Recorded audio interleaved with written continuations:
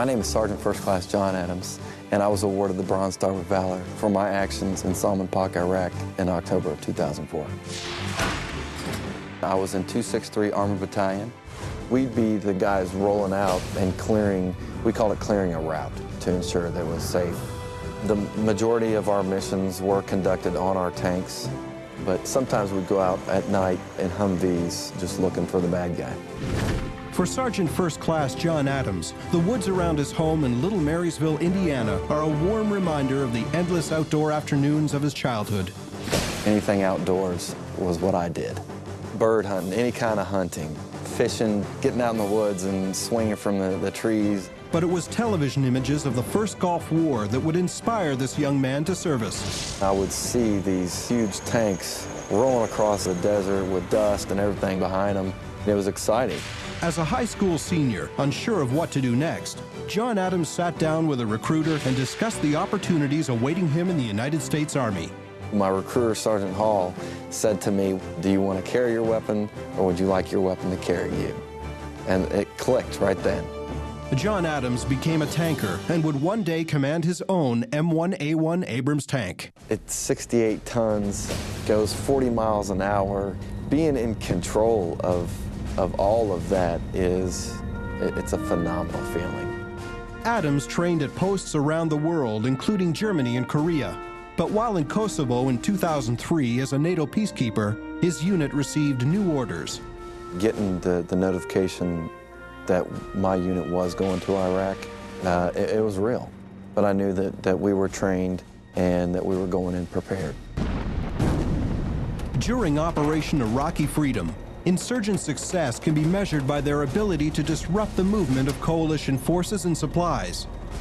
Their most effective weapon is the Improvised Explosive Device, or IED. Once in Iraq, one of Staff Sergeant Adams' main responsibilities would be to keep the supply routes free of enemy activity. The majority of the time, we were on tanks, just because I believe of the presence that the tank holds. We never seen anything. We got into it in Humvees. At midnight on October 13, 2004, 4 Humvees were patrolling alternate supply route Bismarck near the village of Salman Pak. Staff Sergeant Adams was vehicle commander in the last Humvee. My lieutenant called back and said that there was a vehicle on the side of the road and he wanted me to check it out. We slowed down and I'd seen a man on the passenger side of the car. It was dark. The only illumination that we had was the Humvee headlights. Adams drew his 9mm fitted with a laser pointer, good for getting people's attention. When you normally see a guy on the side of the road and you're fixing a car, okay, he's got a flat tire. But you're in Iraq, you're in a combat situation. Is that guy really fixing his car? But as Adams approached the car, 2 more men jumped out of the shadows firing automatic weapons. Adams emptied his pistol, downing the first man, and retreated to the Humvee in a hail of fire. As bullets pinged off the vehicle, he radioed for assistance and grabbed his M4 as his driver and gunner returned fire.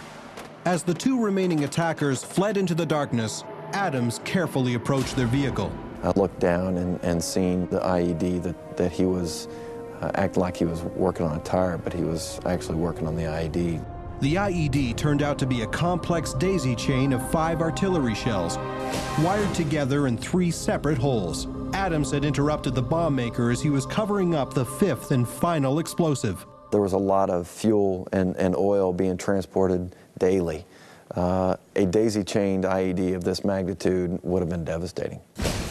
For his extraordinary bravery in the face of enemy fire, resulting in the confiscation of numerous weapons and explosives and preventing the detonation of a lethal device, Staff Sergeant John Adams was awarded the Bronze Star with Valor.